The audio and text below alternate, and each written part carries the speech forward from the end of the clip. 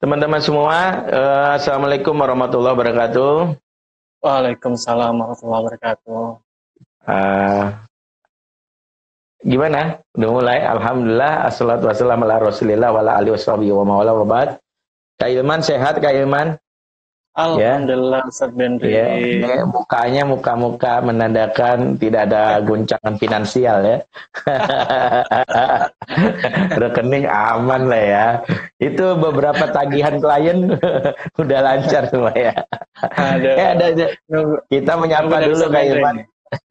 Malam ini alhamdulillah bisa mencoba siaran brother dalam konsepnya, yaitu kita live bareng. Alhamdulillah tadi kita ngelihat absen dari luar negeri, dari teman-teman di Jepang, Tokyo juga hadir. Rencananya mungkin Kak Hilman, kalau situasi corona selesai, Kak Hilman akan berangkat ke Tokyo ya. Karena insya Allah Kak Hilman merencana mau beli Honda Jazz langsung dari pabriknya di sana. Kita nyebut merek gak apa-apa ya. Ini anak-anak udah aman ya. Anak-anak udah aman ya. Oh, udah diungsikan. Gimana? Dimasukin dalam lemari atau apa? Ya alhamdulillah.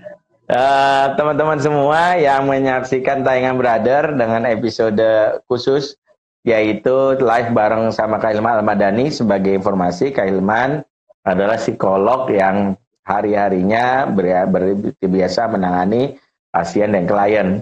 Dalam beberapa pekan ini Kak Ilman sendiri tetap melayani nggak Kak Ilman? Melayani konsultasi?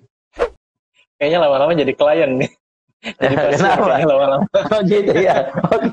Karena stay at home lama-lama berubah profesi, butuh orang juga. Jadi yang muda, laki-laki itu ya, kita laki-laki nih ditakdirkan sebagai makhluk yang nggak bisa diem sih memang. Oh gitu ya. Kadar testosteron kami yang banyak yang membuat kami tidak bisa diem. Iya, jadi pengennya keluar ya. Kayak maaf nih, gitu? Karena kita syutingnya di studio, jadi masih ada ya hak pembicara di studio, jadi diberikan minuman. Jadi bukan nggak solider. Ya. Kasihan tuh. Kayak juga minum ternyata. Wah, itu. Iya. Kalau di ini kok kayaknya kesannya tangan kiri ya. Kita harus bilang kita ini tangan kanan ya, kanan. Tapi karena kameranya ini dapat menghadap depan, jadi kesannya tangan kiri. Ini udah tangan kanan nih, karena khawatir dikritik. Kanan kiri ya. Oke. Teman-teman semua yang dimuliakan Allah Subhanahu Wa Taala, malam ini kita bicara ya Kak Ilman. Mungkin masih dalam suasana kita masih stay at home, kita berbicara tentang bagaimana ada yang seringkali karena kita disibukkan dengan isu corona, sampai WA nggak jauh. Biasanya itu WA grup ya, Kak Ilman ya, saya punya WA grup banyak, itu biasanya variasi. Hari ini ada berita tentang joke, ada berita politik, perdebatan ini, ada yang biasanya yang lucu-lucu, ada yang biasanya ya membuat hidup bervariasi lah, tapi hampir semua isi WA grup itu laporannya adalah tentang corona, pasien meninggal, tentang hari ini pembebasan napi yang karena corona, hari ini di Amerika begini, hari ini begini. Jadi akhirnya sampai baca grup WA itu kayaknya nggak ada apa yang membuat hidup bergairah gitu ya, sehingga akhirnya ini sebenarnya sehat nggak sih ya Kak Ilman ya, dari sisi seorang psikolog memandangnya? Sebenarnya sih nggak sehat ya. Kalau dibilang sehat atau nggak sehat sih, kalau kita merujuk pada WHO ya, WHO nih, ntar Ustaz Bendi tambahin dari Qurannya ya. WHO bilang kalau kita bisa menjalankan fungsi-fungsi kita, potensi kita jalankan, keseharian kita bisa kita jalankan, ada hope gitu ya, ada harapan untuk masa yang akan datang, itu baru sehat gitu. Kalau kita merasa terhambat, kita merasa udah tahu lagi mau ngapain, udah begini aja, takdir deh, kalau misalnya meninggal deh, itu jangan-jangan ada masalah dengan kita gitu. Betul. Justru larinya ke sikap pesimis ya. Masya Allah, Kak Ilman, maaf nih, ada kiriman. Apa tuh? Selalu perlu nambah juga. Ustaz Benny punya ini. Ternyata dia nggak mau kalah, Kak Ilman juga prepare lebih banyak dia. Kita maksudnya mau bikin ngiri gitu biar Kak Ilman, yo datang ke studio gitulah, gitu ya. Psikolog nggak mau dijatuhin gitu, nanti harga dirinya jatuh, jadi kita self esteemnya rendah. Kembali nih Kak Ilman, kalau bicara kan tadi ya ada orang yang akhirnya hidupnya menghadapi corona ini, sehingga kalau kata salah satu ustadz kawan saya itu, akhirnya tanpa sadar kita membesarkan corona, bukan membesarkan pencipta corona, yaitu Allah Subhanahu wa Ta'ala. Karena kan hampir setiap hari mindset kita corona gitu ya. Sampai ada kawan bilang kalau ada anak gua lahir tahun ini, kalau ada dipastikan namanya corona gitu, pasti dia tahun 2020 kan gitu ya. Masya Allah. Ada yang mungkin kita lupakan juga buat para ayah, bahwa kan kita udah bulan Syaban nih, kalau nggak salah udah di tanggal berapa ya, kita juga lupa juga tuh karena corona ya. Bahkan bukan hanya Syaban ya, saya sendiri kalau ditanya, Bi tadi ada anak nanya hari apa sih sekarang, udah tahu gitu ya, baru ingat, oh ya karena brother hari Rabu gitu ya. Karena kita bersabar Syaban, kita lupa. Bahkan Rasul mengingatkan, ada bulan yang selalu dilalaikan oleh kaum muslimin. Salah satunya adalah yaitu orang melalaikan yang namanya bulan Sya'ban ya. Artinya bahwa ini kan bulan yang disebut preconditioning, yang artinya dengan kondisi kita dalam kondisi sebenarnya kita di rumah stay at home, kita dalam kondisi yang berbeda dari tahun yang lalu. Sya'ban ini lebih banyak mungkin kita menghabiskan waktu bersama keluarga. Sementara dalam beberapa hari lagi kan Ramadan akan tiba, dan Ramadan tiba nggak bisa dipospon, kan nggak bisa kita batalkan Ramadan. Beda kalau event yang lain ya, event lain bisa kita bilang maaf kajian akan diundur, ya maaf acara tablik akbar atau acara konser bersama Kak Hilman, konser Fatherman harus kita cancel misalnya. Itu kan bisa lah, tapi kalau Ramadan kan mau kita kondisinya perang atau kondisinya corona akan terus datang. Nah, apa yang wajib dipahami oleh orang tua, khususnya ayah, menyikapi kondisi Ramadan sebentar lagi tiba, sementara suasananya lagi boleh dibilang mengharu biru begini. Gimana Kak Hilman?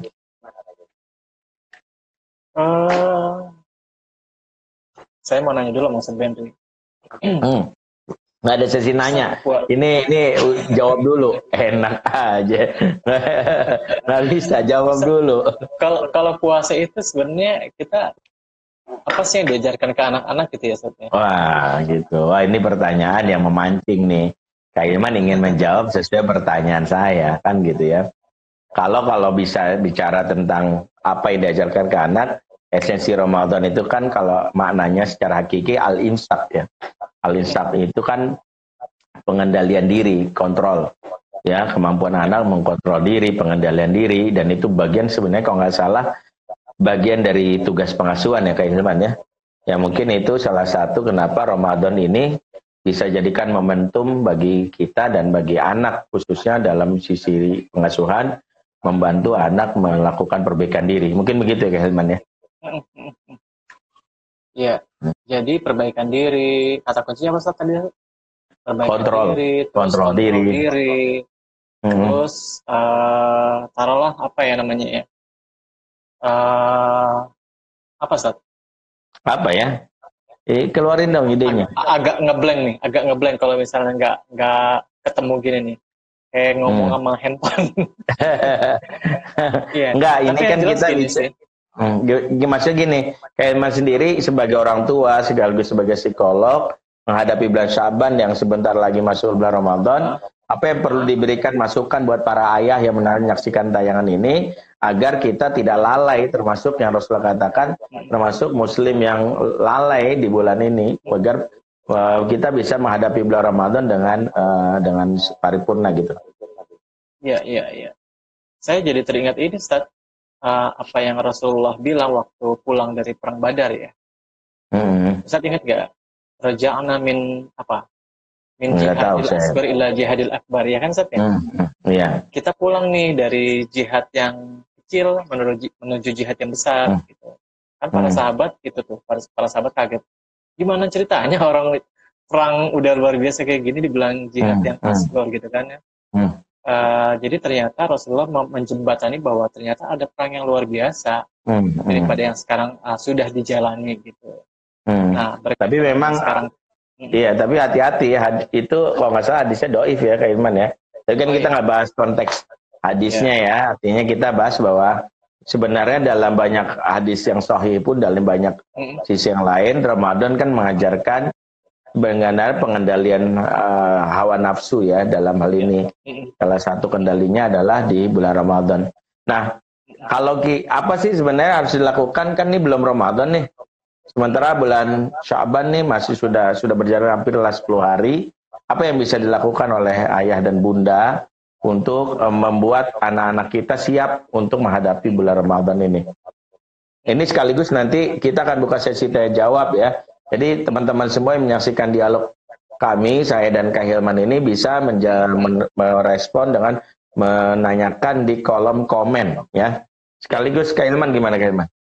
Ya, jadi sebenarnya ini untuk anak usia berapa nih? Anggaplah anak usia sebelum balik ya. Ya, sebelum balik ini penting karena anak ini kan balik. Gitu. Ya, jadi gini Ustaz Bentri, anak-anak sebelum balik itu kan fase pemikirannya masih pada konkret operasional ya, apalagi yang sebelum SD gitu. Yang sebelum SD itu masih pre-operasional, masih masih meraba-raba, masih persiapan untuk lebih konkret gitu ya. Nah, sekarang kita ambil analogi dari apa yang kita lakukan sehari-hari aja. Misalnya anak-anak tuh suka banget kalau menyambut sebuah event atau sebuah acara yang itu anak-anak banget gitu loh. Anak-anak terlibat banget, misalnya kayak gini. Jangan lupa ya, tanggal 30 April nanti kita mau pergi loh. Kemana? Kemana ya? Pergi kemana Bunda? Kita mau pergi, pokoknya liburan seru banget gitu loh. Aku mau bawa apa ya? Jadi mau bawa apa, mau ngapain, itu diomongin hampir tiap hari sehingga membuat anak semakin antusias, persiapan semakin matang. Nah, sekarang ada bulan yang spesial banget gitu. Buat orang-orang yang tahu pasti spesial. Nah, anak kita tahu nggak? Nah, itu dia harus dikasih tahu. Itulah butuh persiapan gitu. Jadi anak-anak kita butuh digembar-gemborkan. Anak-anak kita butuh iming-imingi gitu ya. Boleh diiming-imingi. Artinya bulan Sya'ban ini sebagai preconditioning, ciptakanlah suasana yang gembira, disebut suasana yang mungkin gegap gempita lah ya kalau kata istilah pemerintah itu, sehingga nampak bahwa Ramadan ini menjadi sesuatu yang spesial kan ya, karena kan kalau sesuatu yang spesial kan biasanya sering diomongin kan, sering dibicarakan, didiskusikan gitu ya. Maka jangan jadikan bulan Ramadan ini menjadi senyap aja gitu di rumah kan. Kita harus bicara nih apa nih harus kita lakukan kan gitu ya. Nah, ini masukan banget nih buat ayah dan bunda, karena memang salah satu yang bisa kita lakukan di rumah dalam waktu 20 hari, khususnya dalam hati bulan Ramadan, mungkin kita sudah mulai membicara kepada anak dengan secara serius ya, karena kan memang Ramadan sendiri kalau kita lihat kan disambut dengan sambutan yang agung, dengan sambutan marhaban ya, dalam bahasa Arab itu sebagian ahli bahasa menyebutkan panggilan marhaban itu panggilan spesial yang biasanya diberikan kepada tamu agung, kepada para raja, kepada para menteri. Sementara kalau sambutan yang biasa disambut dengan ahlan wa sahlan, yang biasanya buat orang yang tidak memiliki kespesial dalam diri seseorang. Nah, panggilan marhaban inilah yang sebenarnya dibuktikan dengan sikap seorang ayah dan bunda. Benar nggak sih kita menganggap Ramadan ini tamu yang spesial?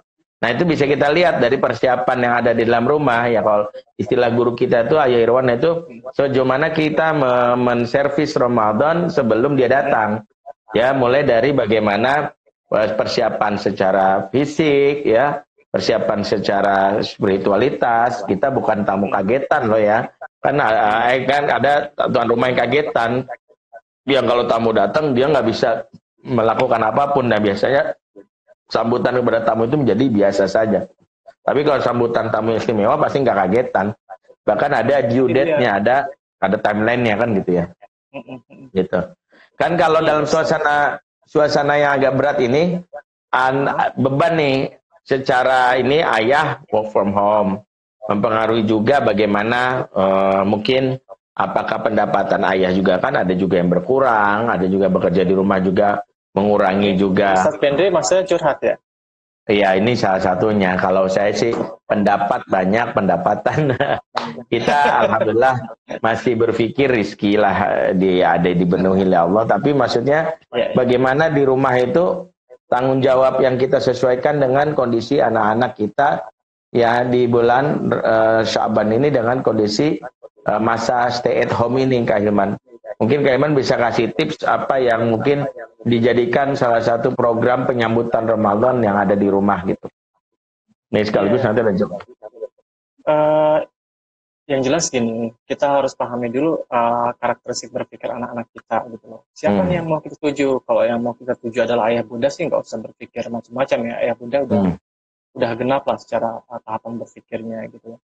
Tapi kalau yang kita tuju adalah anak-anak dengan konsep berpikirnya konkret operasional, mereka harus tahu bahwa sesungguhnya keluarga ini menghadirkan situasi yang luar biasa, yang indah, yang benar-benar menyambut tamu agung gitu loh, kayak mau nyambut tamu agung gitu. Misalnya dulu Bunda Elisman, guru kami itu suka bikin ini banner. Ustaz Beri masih ingat gak? Iya. Sering ya kita sebelah Ramadan tuh kita ikut jualan juga sebenarnya. Ikut jualan.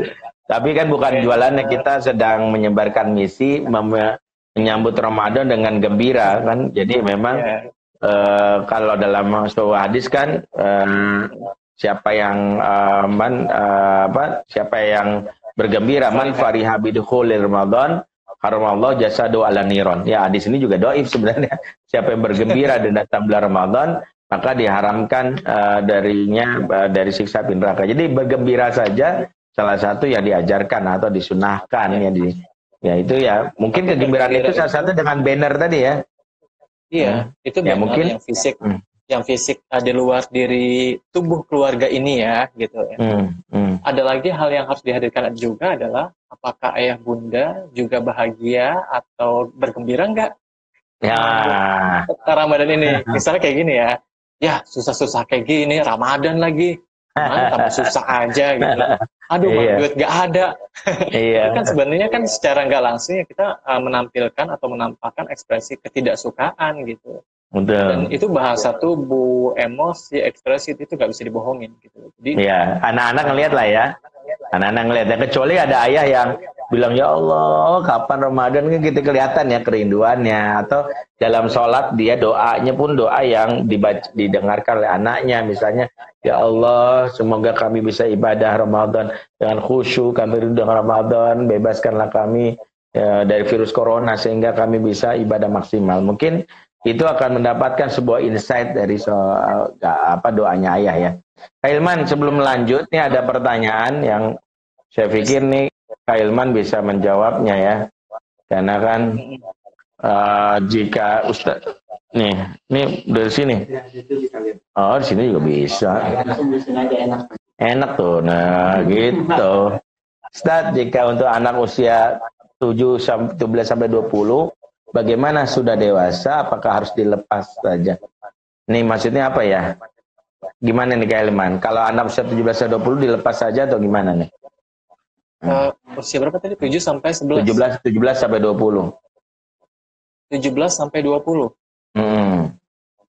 Itu anak ya? Ya sebenarnya gimana Kak Hilman? Ya, artinya dari sisi hubungannya dengan orang tua, jelas dia anak. Ya. Artinya masalahnya adalah bagaimana kita menyikapinya gitu. 17-20. Kalau kita bicara ideal dan normal, sudah selesai ya. Tugas pengasuhan sih sudah selesai sebenarnya sih. Tapi kalau kita mau merujuk pada tugas-tugas perkembangan yang sudah tercapai atau belum, cek lagi apakah sudah tercapai belum. Misalnya dulu udah dikasih tahu apa belum gitu.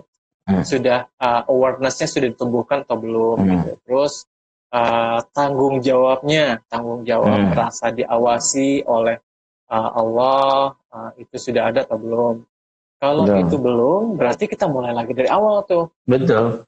Karena kan nggak menutup kemungkinan gini Kak Ilman ya, ada yang 17 atau 20 secara fisik, secara biologis, tapi kan tahapan keperkembangan mental atau psikisnya bisa jadi under ya, di bawah itu kan. Ya sangat mungkin kan ya.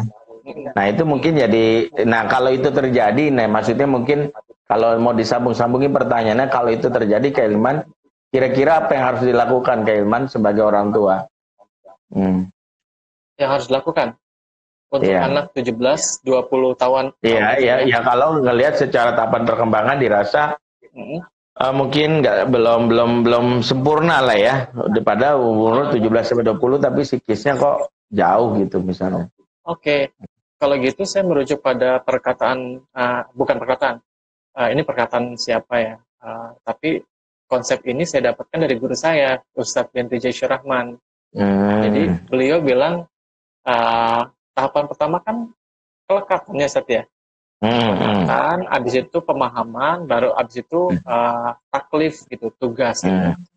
Cek anak ini yang mana yang kurang. Kalau taklif sih banyak ya anak-anak kita sekarang 17 tahun, nggak usah 17 tahun, 20-an tahun ke atas juga banyak yang mereka nggak puasa, nggak memahami luar biasanya Ramadan gitu. Nah berarti kan mereka nggak merasa terbebani apapun, nggak merasa punya tugas apapun. Nah kita balik ke apa stage sebelumnya gitu loh. Mereka paham apa enggak ya gitu loh. Kalau belum paham, jangan ngomong tentang tanggung jawab dulu, pahamkan dulu gitu. Betul. Nah, jadi kita cek di situ aja gitu. Jadi balik lagi nih, oh dia kok nggak bertanggung jawab ya?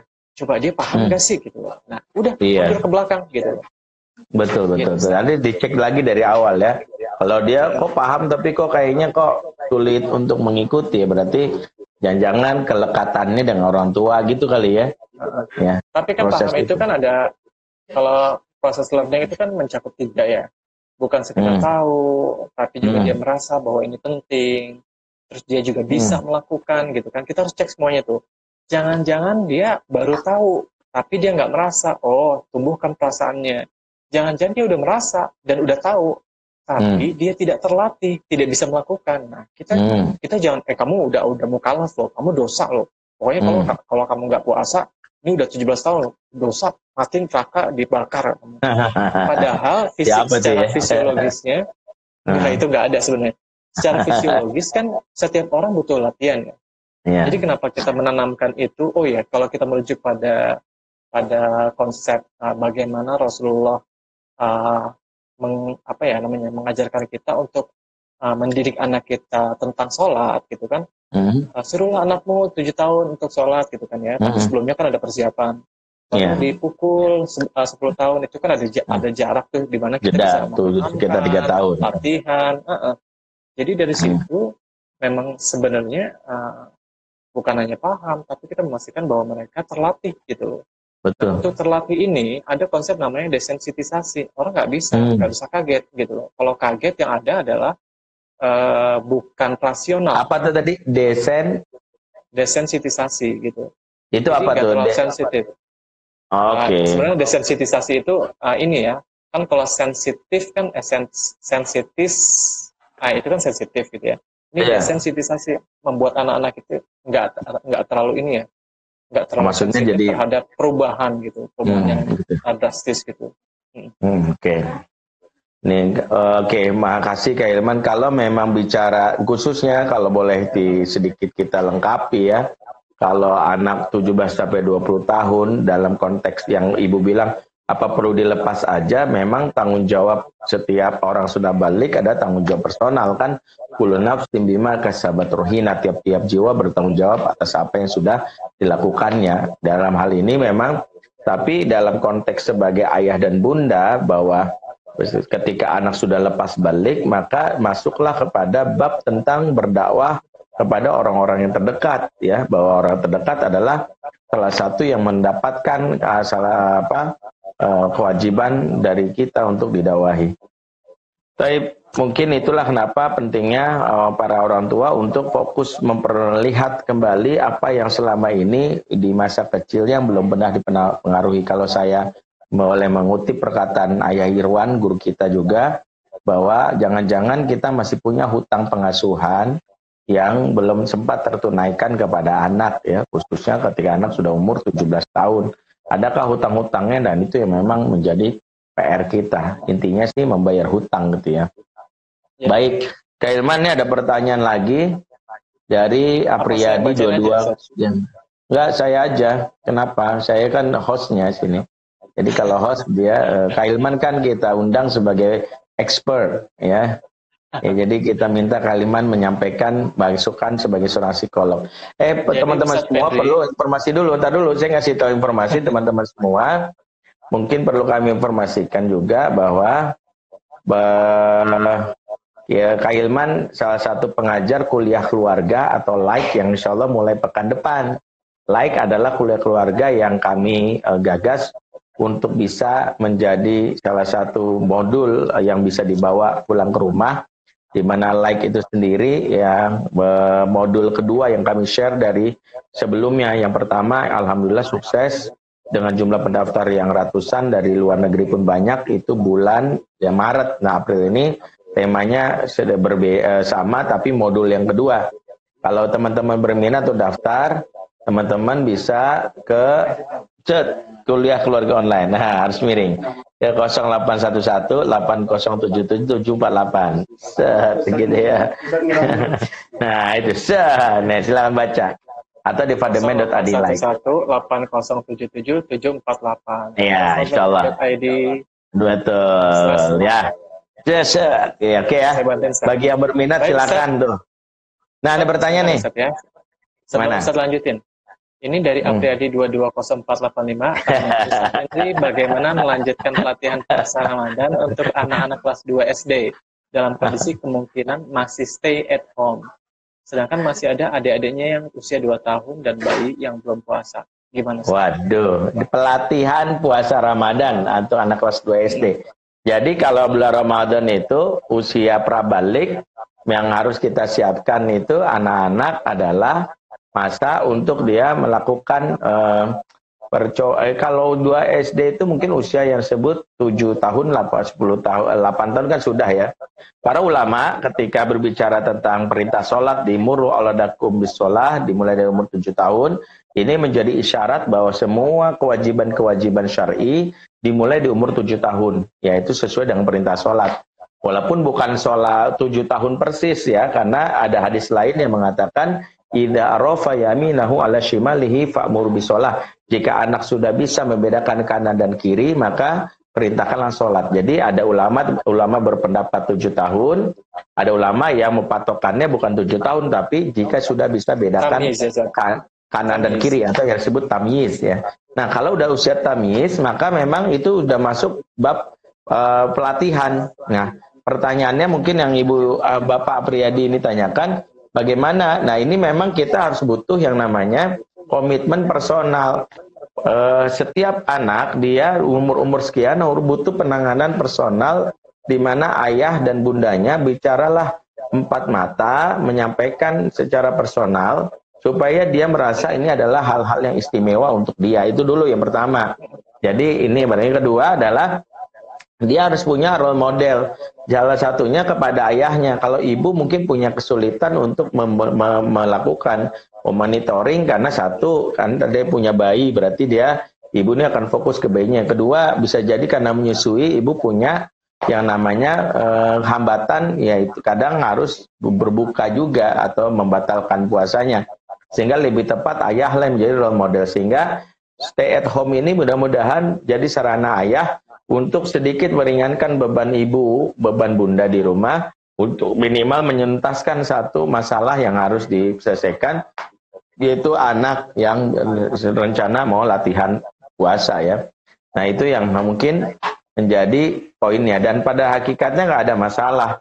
Kalau boleh dibilang, bulan Ramadan ini kan disebut juga Syahrul Indibat. Syahrul Indibat itu bulan kedisiplinan. Di mana-mana disiplin itu bukan sekedar anak belajar puasa dari pagi sampai maghrib, tapi belajar komitmen terhadap rules. Makanya komitmen terhadap rules ini yang mau kita tegaskan. Kalau dia belum siap untuk sampai maghrib, bikin kesepakatan ya sebelum sebelum sahur atau malam harinya dia mulai dari jam berapa sampai jam berapa, dan itu dari sisi tarbiyah ilmu pendidikan itu nggak ada masalah, dan itu memang sebagian ada yang mendebatnya kalau itu mengurangi esensi puasa, tapi bagi kami saya sendiri berpendapat yang menjadi yang kita kejar itu adalah memahami bahwa anak mencoba komitmen aturan yang dia sepakati. Jadi kalau dia bilang dia mulainya dari sahur, dia mau buka sampai asar ya, atau dia sampai zuhur ya sudah selesai. Dia komitmen itu saja sudah cukup. Ya. Ya. Baik ya, sekarang gantian nih Kak Ilman. Ya, ini ada pertanyaan lagi. Sekarang gantian dari Salinov. Ini orang, ini mungkin temen dari Uzbek kayaknya. Iya, kemungkinan ya. Nih ada pertanyaan nih Kak Ilman nih. Kak Ilman ya. Assalamualaikum Ustadz, saya mau bertanya, maaf, Oot. Untung bukan Oon nih. Oot itu out of the track ya? Out of topic, iya, out of the maksud di luar tema. Oh iya. Kita hampir tersinggung bilang bukan ya, bercanda ya. Kapan seharusnya anak bisa tempat tidur dengan ortunya? Kak Ilman, dari sisi psikologis idealnya kapan anak bisa tempat tidur dengan ortu? Waduh, kapan ya Sat ya? Kalau dari Islam sih kan udah ini ya, di hadis jelas ya. Dan pisahkan tempat tidurnya di usia berapa Sat? 10 ya. 10 tahun. Fariku bainahum madoji'. Tapi sebenarnya kalau umur 10 tahun itu pisah antar anak sebenarnya. Satu kasur itu idealnya sudah terpisah antar anak ya. Jadi itu babnya bab terpisah dari sesama anak, karena memang dilarang setiap anak itu walaupun sejenis tidur satu selimut. Kalau dia beda kelamin, beda jenis kelamin, artinya bahkan tidak boleh seranjang dengan adiknya kalau udah umur 10 tahun ya. Tapi kalau berkaitan dengan pisah dengan ortu, memang ini berkaitan dengan apa yang terjadi di dalam ranjang itu antara suami istri, memang menjadi bab yang harus dijaga betul, karena jangan sampai anak sudah mulai merekam hal-hal yang tidak pantas walaupun dalam tidur. Sebisa mungkin ya, kalau dari sisi satu, kalau anak sudah tamyiz dalam pengertian sudah bisa berakal, kenapa ada bab di surat An-Nur anak sudah mulai di umur tamyiz diajarkan izin ke kamar orang tuanya, ini dijadikan isyarat oleh sebagian ulama, khususnya oleh Imam Suyuti dan kitab Al-Itqan, sebagai gambaran inilah fase terakhir anak harus sudah pisah dari tempat tidur orang tuanya sebisa mungkin di umur tamyiz itu. Tapi kalau sudah dimulai anak dilatih setelah pas dia fase menyusui atau fase dia mandiri, mungkin Kak Iman lebih tahu, mungkin umur 3 tahun, kalau dia sudah bisa tinggal di tempat tidurnya sendiri akan lebih elok, karena itu menjaga juga hal yang terkait dengan privasi hubungan suami istri. Cuman metodenya nih, kalau metode yang karena jangan sampai dia pisah, seolah-olah ada penolakan. Makanya bisa kamar tidur bukan berarti kehilangan figur orang tua sebagai pendamping tempat tidur. Makanya kalau mungkin mau disarankan, ayah atau bunda bisa menemaninya di tempat tidur sampai anak itu tertidur, kemudian ayah atau bundanya kemudian kembali ke kamarnya, ya kembali ke kamarnya. Nanti kalau anak menangis lagi, kemudian dia meminta tolong, ya, dia minta kamar kita, gendong lagi kamarnya, ya, kemudian tidur lagi di dalamnya, dia tidur, balik lagi. Nah ini mungkin dari sisi syariatnya kurang lebih seperti itu. Kak Iman sendiri, tapi dari itu sisi bagus banget. Itu ya itu gimana? Psikologis. Tapi yang jelas ini Sabendri, ini kan pertanyaan yang banyak banget ya ditanyakan oleh orang-orang. Bener lah gitu. Nah, jangan lupa sebenarnya anak kita bisa pisah tidur sejak bayi, sejak bayi mereka sudah bisa tidur. Ingat gak ayah bunda sudah membelikan apa sih namanya box bayi ya, box tempat tidur bayi atau ayunan bayi gitu. Di tempat tidur dedek tuh, tempat tidur dedek gitu. Itu kan sebenarnya anak-anak sudah punya ya. Nanti ajarkan gitu. Ini kan tahapannya ini saat ada tahapan yang membuat mereka tuh desensitisasi tadi yang saya bilang. Jadi mereka nggak merasa dibuang, tapi secara bertahap tuh mereka merasa bahwa memang ini layak udah punya kamar sendiri, udah ditinggal gitu loh. Jadi dari awal itu mereka sudah punya box bed sendiri, bilang ini tempat tidur Ade, ini tempat tidur Mas. Terus nanti ada lagi, misalnya ini kasur abang ya, ini kasur Ade ya, ini guling abang ya, ini guling Ade ya. Itu udah mulai diperkenalkan gitu loh. Artinya dia udah punya memahami konsep kepemilikan ya, bagian dari tumbuh kembang egonya ya, oke ya. Ini masukan banget nih buat tadi Bapak yang bertanya, bagaimana tadi tentang memisahkan anak dari tempat tidur orang tuanya, jadi bisa meramu dari apa yang sudah disampaikan tadi oleh Kak Hilman. Ini ada pertanyaan nih yang kita hubungkan dengan momentum Ramadan lagi nih buat ayah. Ini dihubungkan nih Kak Hilman nih, bagaimana membuka rasa empati bagi seorang anak ABG ya atau remaja ini.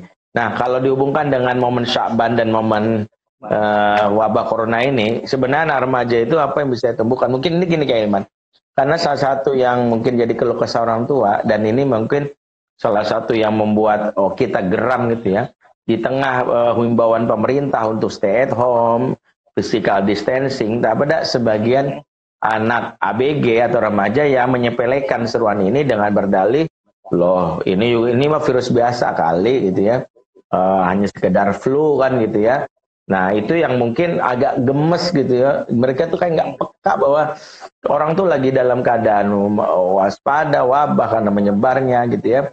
Nah ini mewakili sebagian keresahan termasuk saya nih Kak Hilman. Ada anak muda yang mungkin nggak peka, bahkan cenderung kalau kita lihat ada yang viral tuh sampai dalam kondisi gini ada sempat nongkrong di kafe, mabar istilahnya di warnet ya. Mereka nggak peduli gitu, bahkan ketawa. Nah ini apa kira-kira yang bisa sampaikan ke Hilman? Nggak nyambung Ustaz. Nggak nyambung antara otak bagian emosi dengan otak berpikir. Jadi konsepnya gini, empati, terus peduli itu bagian dari kecerdasan emosional. Gitu. Nah, kecerdasan emosional itu bukan berarti misalnya bagian limbic system, amigdala, itu kan bagian pusat emosi ya. Nah, jadi pusat emosi itu nggak bisa kerja sendirian. Supaya emosinya cerdas, terkontrol itu, dia butuh bagian lain yang namanya prefrontal cortex, otak kontrol, atau bagian kontrol untuk sama-sama aktif gitu, bukan aktif sendiri-sendiri ya, sama-sama aktif gitu. Nah, prefrontal cortex itu ada simpelnya gini. Itu bisa terstimulasi kalau kita menggunakan kalimat-kalimat tanya gitu ya. Jadi misalnya kayak gini. Misalnya gimana? Menurut kamu gimana? Apa yang kamu lihat? Itu menstimulasi bagian prefrontal cortex. Salah satu hal yang paling mudah, yang paling gampang untuk menstimulasi prefrontal cortex adalah dengan nanya gitu. Intinya gitu deh.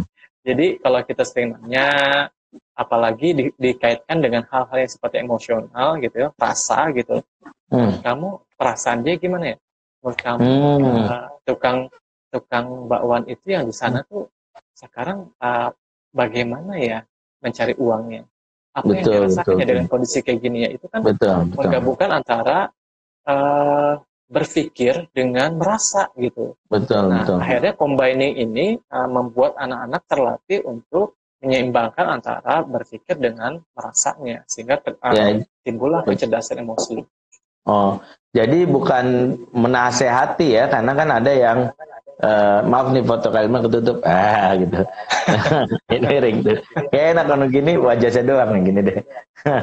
Jadi bukan gede. Udah. Jadi bukan gini Hilman, bukannya menasehati. Kadang ada yang kan mungkin karena kayaknya miring-miring itu paham. Enggak apa-apa, ini sengaja biar kelihatan wajah. Kan kalau gini egois banget. Udah di flyer wajah kita, di depan wajah kita juga, gitu ya. Nah itu kadang berasa dianggap egois itu Kak Hilman. Maksudnya gini, orang tua cenderung memutus dengan cara yang cepat, langsung tuh keluar bab nasihat, ayat dikeluarin, kamu bla bla bla bla gitu. Padahal sebenarnya Quran sendiri kan melatih supaya justru umur-umur lebih banyak dialog kali ya Kak Hilman ya. Karena kan ketika Ibrahim saja ingin menimbulkan kebersamaan dalam nuansa ibadah menyembelih Ismail, dia sendiri memulai dengan dialog ya, dengan pertanyaan, ya ini arafil manami, ani arbauka. Kalau dari sisi ilmu parenting kan kalimatnya Ibrahim ini menarik karena dia memulai dengan kalimat contextual condition ya, artinya ayah bermimpi di malam hari, disuruh Allah menyembelihmu, fangdur madza tara, baru kalimat pertanyaan. Mungkin bisa kita mulai dengan pertanyaan ini, nak, kamu ngelihat berita nggak misalnya tentang di Italia banyak korban yang meninggal setiap harinya sampai 1000-an, dan itu semua rata-rata orang tua. Dan kalau sekiranya terjadi di Indonesia, terutama sama orang tua kita atau nenek atau kakek kita, menurut kamu bagaimana? Mungkin hal-hal seperti ini mungkin bisa yang Kak bilang, bagaimana menjelaskan dari sisi konteks kejadian dihubungkan dengan pertanyaan ya, perasaannya tersambung dengan pertanyaan atau akal dan logikanya gitu ya Kak Ilman ya. Iya, Ustaz. Jadi gini, sebenarnya emosi itu menembus batas ya, menembus batas apa yang kita lihat gitu. Jadi kalau misalnya tak terlihat dengan mata, ada konsep namanya visualisasi. Ustaz, visual artinya apa? Visual kan melihat ya. Tapi konsep visualisasi lebih dari sekedar melihat. Kita bisa membayangkan sesuatu, menghadirkan sesuatu dalam imajinasi kita gitu. Jadi itu membantu sebenarnya, membantu apalagi anak-anak yang sudah tahapan berpikirnya sudah mulai di atas konkret operasional ya. Jadi tapi sebenarnya gini, kita nggak usah nunggu dia tahapan berpikirnya apa. Yang jelas persiapan itu membuat apa yang terjadi seharusnya nanti terjadi karena disiapkan gitu. Jadi kita nggak bilang kayak gini, dia kan belum sampai tahapan umurnya untuk berpikir masalah kayak gini-gini. Nah itu distimulasi sekarang, itu yang namanya betul persiapan. Ya. Justru jangan mengkerdilkan atau apa istilahnya ya, menganakan apa ya istilahnya. Saya pernah dapat istilah justru jangan melakukan penganakan atau pengkerdilan ya terhadap anak-anak kita khususnya yang dalam kondisi ABG ya. Nah ini ada pertanyaan lagi Kak Ilman, ya ini bisa kita jawab bareng nih dari Basma Syah ya. Program-program apa saja yang bisa menumbuhkan semangat anak usia 6-8 tahun untuk semangat berpuasa? Nah apa tuh Kak Ilman program-programnya? Ya. Program-program apa saja yang menumbuhkan semangat anak usia 6-8 tahun. Sekarang gini, mari kita flashback ke belakang. Saat kita usia 6-8 tahun, sebenarnya yang menarik buat kita, para ayah bunda ini, kan udah melewati 6-8 tahun tuh. Apa kira-kira? Iming-iming apa misalnya? Oh, iming-iming nanti lebaran pergi liburan. Atau iming-iming nanti apa gitu. Hal-hal yang dekat aja dulu. Yang dekat. Jadi gini, jangan memaksakan sesuatu untuk memahami sesuatu hal yang jauh, yang abstrak, sedangkan yang dekat itu kita nggak pernah kita munculkan dan nggak ada gitu. Jadi hasil yang jauh nggak dapat, yang dekat juga kita nggak dapat gitu. Jadi sebenarnya konkretnya gimana Kak Ilman? Nah, konsep hadiah itu sebenarnya nggak haram kan ya, konsep hadiah. Iya, betul.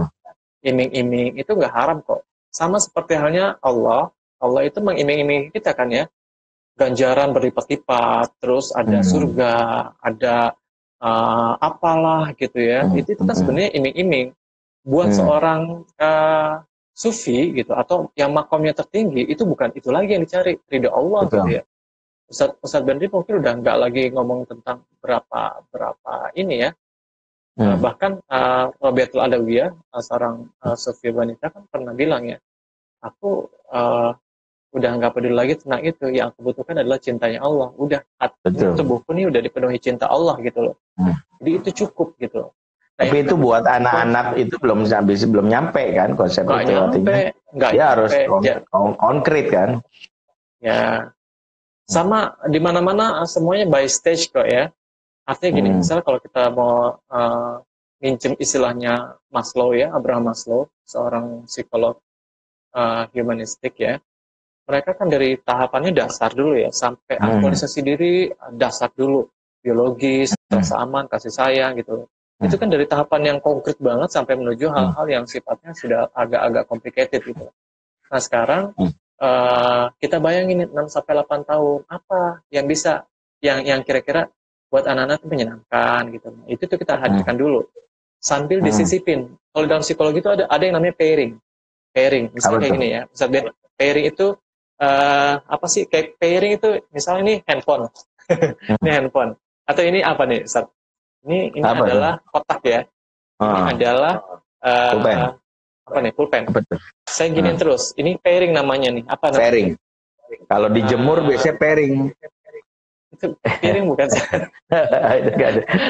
Enggak, maksudnya gini. Ini jadi nempel. Jadi nempel? Apa asistensi? Dijadikan ini apa ya? Misal kayak gini. Kalau beli ini dapat ini gitu loh. Kalau beli ini dapat ini. Itu buy one get two gitu ya. Apalah istilahnya ya. Oke. Nanti ketika ada konsep misalnya gini. Kalau puasa dapat hadiah, misalnya yang anak kita suka apa? Puasa dapat Kinder Joy misalnya. Misalnya anak saya sukanya Kinder Joy. Gitu. Kinder Joy. Ingat Allah. Anak saya Oreo. Kasih, gitu ya. Allah akan kasih hal yang lebih luar biasa dari sekedar Kinder Joy. Apa tuh ya misalnya? Waduh, luar biasa. Kita ajak anak-anak mengelana sesuai dengan apa yang kita harapkan anak-anak kita paham ya gitu. Jadi mulailah dari hal-hal yang ringan. Artinya itu nggak dosa kok. Ini anak-anak bahwa puasa mereka dapat ini, dapat A, dapat B, dapat C itu nggak apa-apa. Tapi tanamkan juga secara pemahaman bahwa Allah maha segala-galanya dan Allah juga akan kasih. Betul, Masya Allah. Ini bagian yang penting buat ayah dan bunda memahami bahwa konsep ujroh, reward, ada sesuatu yang sah-sah saja diberikan. Karena itu pun biasa dilakukan oleh baginda Nabi SAW. Kalau dalam konteks puasa, misalnya bagaimana salah satu riwayat menyebutkan ada satu sahabat yang misalnya membuat anaknya itu mainan ya untuk mengalihkan perhatiannya kepada makanan, kepada kesenangan yang lain, sehingga ada identik bahwa di bulan Ramadan itu dia mendapatkan hal yang baru, itu mainan baru dan hal-hal yang membuat dia merasa bulan Ramadan itu identik dengan kegembiraan. Seperti mengapa ketika kita misalnya mempersiapkan anak sahur atau mempersiapkan anak buka, kita bisa menanya kepada dia menu apa yang dia sukai, karena itu berkaitan dengan ada privilege bagi seorang anak. Tumben nih biasanya kalau di bulan lain gak pernah ditanya, ya paling ya saya bayam gitu. Tumben nih di bulan Ramadan ditanya mau minum apa, makan apa. Jadi ada sesuatu yang mungkin kalau dibilang pairing atau istilahnya adalah sebuah mindset atau brand atau awareness, kesadaran Ramadan adalah bulan yang menyenangkan, bukan bulan beban.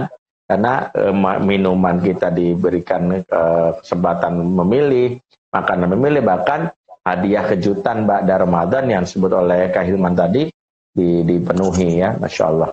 Nih ada lagi pertanyaan lagi Kak Hilman ya, sebelum kita menyudahi. Pertanyaannya ada yang duluannya. Anak saya usia 6 tahun nih, Kak Hilman aja deh yang jawab nih ya. Ada juga anak lagi dengar, alhamdulillah. Tapi ini yang paling penting nih Kak Hilman nih. Anak saya usia 6 tahun, akhir-akhir ini kalau dikasih tahu sering jawab. Ya ini kalau ke seorang tua yang anaknya itu udah mulai sering banget ngejawab sama orang tuanya. Ini wajar nggak di Kak Hilman sebagai psikolog? Wajar. Wajar ya? Tandanya akalnya lagi ini ya. Jangan kan 6 tahun, Ustaz. 3 tahun itu anak-anak sudah mulai membangkang ya. Masalah coba itu fase membangkang ya. Yang kita anggap membangkang sebenarnya ada fase untuk ketika ego dan fase kecerdasannya muncul ya. Nah itu menyikapinya gimana Kak Hilman? Menyikapi apanya dulu? Yang orang tua merasa bahwa ini kok jawab mulu sih gitu. Apa yang harus disikapi? Dimanfaatkan aja. Dimanfaatkan aja. Misalnya gini, kamu puasa loh? Iya udah tahu gitu loh. Oke, udah tahu. Alhamdulillah. Semakin tahu ya nak ya. Udah. Misalnya ya. Oke, berarti nggak usah senewan ya. Ya senewan mungkin wajar ya, orang tua wajar lah ya, setiap hari ngurusin anak-anak itu senewan wajar. Jadi kalau kita mau mengembalikan kewarasan kita, ada yang namanya accept, utilize gitu ya. Ya oke. ini 6 tahun ya, udah bisa ngomong ya, udah bisa mikir ya, udah bisa ngembaliin kata-kata ya, itu accept. Ya udah dah, ya saya menerima anak saya kayak gitu. Terus utilize, manfaatin bahwa oke, ternyata kamu sudah bisa mikir sendiri, nah ya. Besok ayah kasih tahu sekali, setelah itu kamu berpikir ya, nak ya. Itu bisa kayak gitu. Artinya kita accept dan utilize. Nih, kayaknya ada pertanyaan lagi nih soal aku psikolog dari Pak Mukhtar TM nih. Masa bandelnya anak di usia berapa yang paling memuncak? Nah, terus gimana ngatasinya Kak Hilman? Tuh pertanyaan khusus Kak Hilman. Masa bandelnya anak di usia kita berapa? 21 detik lagi nih Kak Hilman. Aduh, kita nggak bisa jawab Kak Hilman. Teman-teman semua ada reminder bahwa 15 detik lagi tahun kita berakhir. Jadi kita harus sudahi sebelum dipotong, tapi kita akan lanjut lagi mungkin bulan depan yang berakhir. Kak Hilman, mohon maaf nih langsung terputus, kalau langsung terputus minta maaf ya. Ya, Assalamualaikum warahmatullahi wabarakatuh.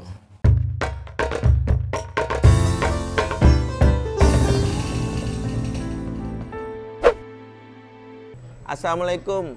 Jangan lupa untuk subscribe channel YouTube Langkah Kita dan bunyikan loncengnya.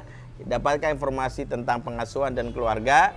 Ada tokoh-tokoh, ada Bang Hilman, Bang Daus, dan Ayah Irwandi Nardi. Jangan lupa subscribe segera.